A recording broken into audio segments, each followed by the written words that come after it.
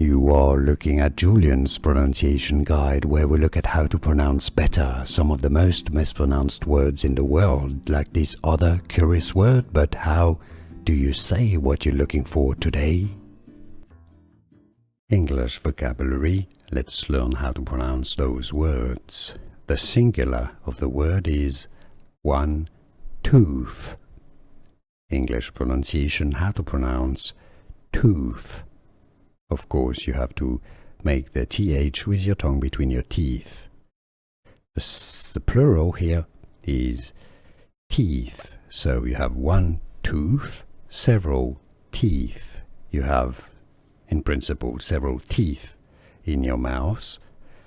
Now you may have pain or a problem with one of your teeth. One tooth, teeth. Couldn't you hear the difference? Can you pronounce them correctly?